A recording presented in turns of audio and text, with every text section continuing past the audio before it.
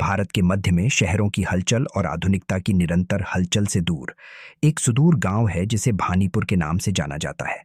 भारतीय ग्रामीण इलाकों के भूल भुलैया वाले जंगल के भीतर स्थित भानीपुर एक ऐसी जगह थी जिसे समय ने भुला दिया था। गांव का अलगाव इसकी परिभाषित विशेषता थी। घने प्राचीन जंगल इसे किले की तरह घेरे हुए थे। उनके ऊंचे पेड़ इसके रहस्यों की रक्षा करने वाले मूक प्रहरी के रूप में काम कर रहे थे। जैसे ही रात हुई, भानीपुर रहस्य से घिरी जगह में तब्दील हो गया। गांव को घेरने वाले घने जंगलों ने एक भयानक आभा धारण कर ली थी। उनकी शाखाएं चांद की रोशनी को स्पष्ट करने के लिए फैली हुई प्रतीत हो रही थीं। हवा उन लोगों की फुसफुसाती कहानियों से बोझिल हो गई जो जंगल में गए थे लेकिन कभी वापस नहीं लौटे। और इस रहस्यमय दायरे में कदम रखा राघव, एक युवा व्यक्ति जिसकी जिज्ञासा ने उसे वर्षों की अनुपस्थिति के बाद भानीपुर वापस खींच लिया था। उनका छाया चित्र धुंध से उभरा, एक अकेला व्यक्ति जो अपने पैतृक घर के रहस्यों को जानने की खोज में था। राघव ने अपने प्रारंभिक वर्ष गांव के रहस्यों से दूर शहर में बिताए थे, लेकिन अपने पिता के अचानक निधन की खबर ने उसे अपने जन्म स्थान पर लौटने के लिए मजबूर कर दिया था। असेंबल में अंतिम छवि चंद्रमा की उज्ज्वल चमक को दर्शाती है, जो एक शांत भानीपुर गांव को रोशन कर रही है, जो उस शांति को दर्शाती है जो अंततः इस शापित स्थान पर आई है और राघव की साहसी यात्रा के माध्यम से प्राप्त मुक्ति को दर्शाती है। जैसे ही राघव ने भानीपुर की धरती पर कदम रखा, खस्ताहाल बस के पहिए थम गए। यात्रा लंबी थी और उसका हृदय दुख से भारी था। उसके पिता की अचानक मृत्यु की खबर शहर में पहुंची थी और वह उस गांव में लौट आया था जिसे वह वर्षों पहले छोड़ आया था। भानीपुर ने पूर्वाभास की भावना के साथ उनका स्वागत किया, जो हवा में तैरती हुई प्रतीत होती थी। ग्रामीण उनके स्वागत के लिए बस स्टेशन के पास एकत्र हुए, जिनके चेहरे पर उदासी के भाव थे, लेकिन उनका अभिवादन धीमा था। उनकी आंखों में एक मौन भय भरा हुआ था। जैसे ही राघव बस से नीचे उतरा, गांव वालों की फुसफुसाहट एक डरावनी बात की तरह उसके कानों तक पहुंची। उन्होंने काले संकेतों, चांदनी में नाचती परछाइयों और पीढ़ियों से दबे रहस्यों के बारे में बात की। ऐसा लग रहा था मानो पूरे गांव ने किसी अशुभ घटना के इंतजार में अपनी सांसें रोक रखी। उस मंद रोशनी वाले कमरे में, जो कभी उसके पिता का था, राघव ने अपने पिता के सामान को व्यवस्थित करने का उदास काम शुरू किया। पुरानी किताबों और धूल भरी स्मृति चिन्हों के बीच उसकी नजर एक पुरानी पत्रिका पर पड़ी, जिसके पन्ने उम्र के साथ पीले हो गए थे। जैसे ही उन्होंने इसकी सामग्री पर नजर डाली, उन्हें एहसास हुआ कि इस पत्रिका में सिर्फ यादें ही नहीं बल्कि और भी बहुत कुछ है। इसमें गांव के भयावह रहस्यों को उजागर करने की कुंजी है। पत्रिका रहस्यमय प्रविष्टियों से भरी हुई थी जो उसके पिता के कांपते हाथ से लिखी गई थी। इसमें एक ऐसे अभिशाप के बारे में बताया गया है जो पीढ़ियों से भानीपुर को परेशान कर रहा था, एक दुष्ट शक्ति जिसे द वील्ड वुमन के नाम से जाना जाता था। पत्रिका के अनुसार कहा जाता है कि यह प्रतिशोधी आत्मा गांव को परेशान करती थी। उसकी उपस्थिति रात में भयानक फुसफुसाहट और भय की एक अटल भावना से प्रकट होती थी। युगों युगों से चली आ रही किंवदंतियों के बारे में पढ़कर राघव का दिल धड़कने लगा। घूंघट वाली महिला को प्रतिशोध का प्रतीक माना जाता था, जो एक प्राचीन अन्याय का बदला लेना चाहती थी। उसकी रक्त लाल साड़ी ने उसके चेहरे को छुपा दिया और उसके क्रोध की कोई सीमा नहीं थी। पत्रिका के पन्नों से एक पुरानी तस्वीर निकल गई, जिसमें गांव के मंदिर के सामने खड़े उसके पिता की छवि दिखाई दे रही थी। यह ऐसा था मानो उसके पिता स्वयं द वील्ड वुमन के रहस्य को जानने की कोशिश कर रहे हों। एक मनहूस रात, जब चंद्रमा ने भानीपुर पर एक भयानक चमक बिखेरी, राघव की जिज्ञासा उसे गांव के दिल में गहराई तक ले गई। वह गांव के मंदिर की ओर बढ़ा, एक ऐसा स्थान जिसका द वील्ड वुमन से रहस्यमय संबंध प्रतीत होता था। जैसे जैसे मिनट बीतते गए, हवा ठंडी होती गई और मंदिर में एक अस्थिर शांति छा गई। और फिर वह प्रकट हुई, द वील्ड वुमन, खून से सजी लाल साड़ी में लिपटी हुई, जो चांदनी में चमकती हुई लग रही थी। उसकी आकृति अलौकिक थी। उसकी हरकतें धुएं के गुबार की तरह थीं। उसका चेहरा भारी घूंघट के नीचे छिपा रहा, जिससे उसकी पहचान छुपी हुई थी। भयभीत होकर देख रहे राघव का दिल जोरों से धड़क रहा था। उसकी आंखें एक भयावह रोशनी से चमकती हुई उसकी आंखों पर टिक गईं और उसे अपनी आत्मा पर एक बर्फीली पकड़ महसूस हुई। यह ऐसा था मानो वह उसके अस्तित्व की गहराई में देख सकती थी। मानो वह उन रहस्यों को जानती थी जिन्हें वह उजागर करना चाहता था। घूंघट वाली महिला ने कोई आवाज नहीं की, लेकिन उसकी उपस्थिति ही सदियों के दर्द और गुस्से को बयां कर रही थी।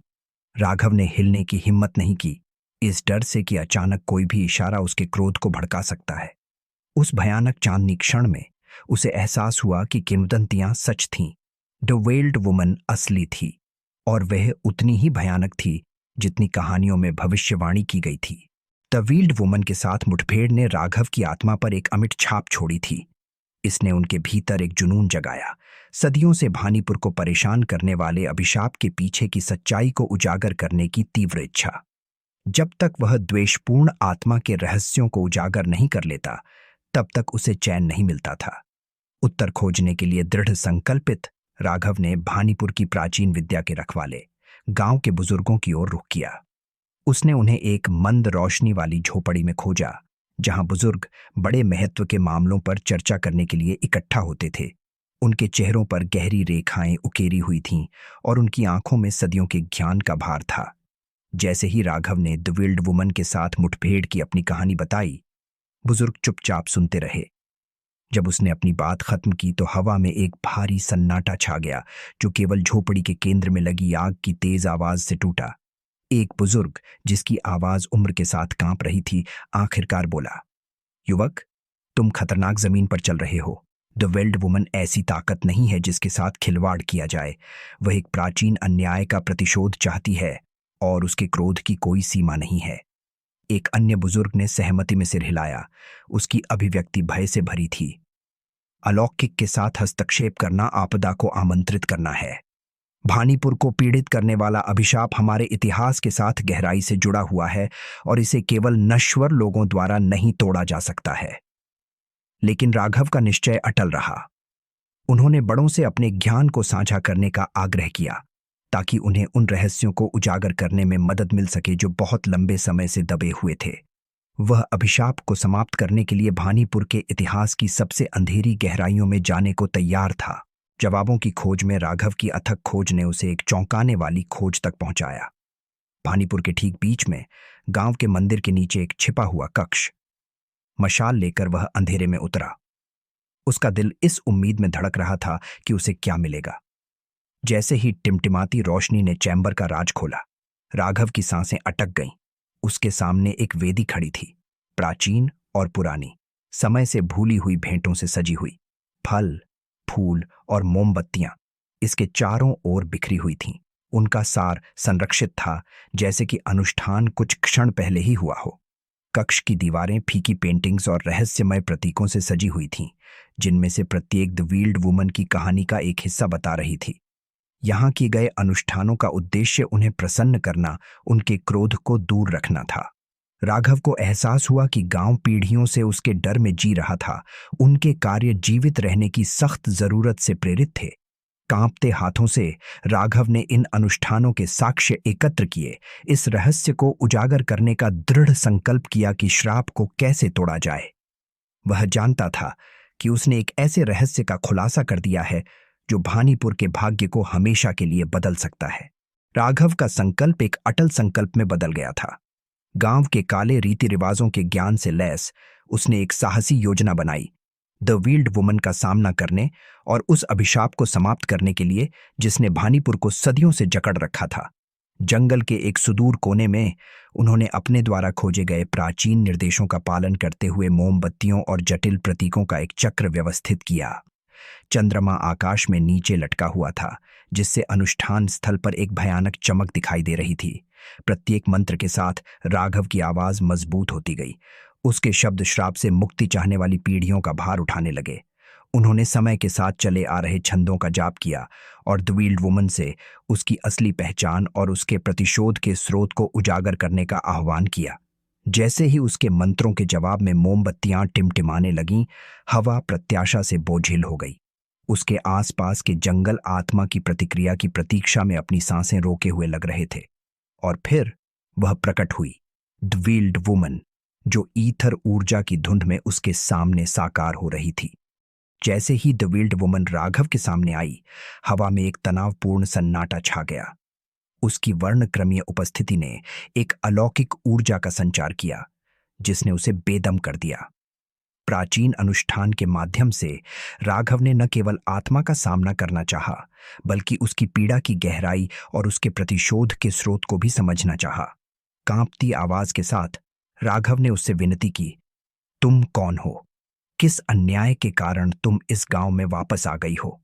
घूंघट वाली महिला का रूप डगमगा गया, मानो उसके सवालों का जवाब दे रहा हो। धीरे धीरे उसने अपनी दुखद कहानी उजागर करना शुरू कर दिया, विश्वासघात और अन्याय की कहानी जो सदियों पहले घटित हुई थी। वह एक समय एक युवा महिला थी, मासूम और जीवन से भरपूर, लेकिन उसका अस्तित्व विश्वासघात के कारण धूमिल हो गया था। एक वर्णक्रमीय फ्लैशबैक में राघव ने अतीत देखा। बहुत पहले के ग्रामीण उसकी आंखों के सामने आ गए।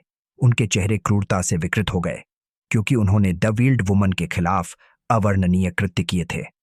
उन लोगों द्वारा उसके साथ अन्याय किया गया था जो उसकी रक्षा करने वाले थे, और उसकी आत्मा अपने खिलाफ किए गए अत्याचारों का बदला लेने के लिए भानीपुर में बंधी हुई थी।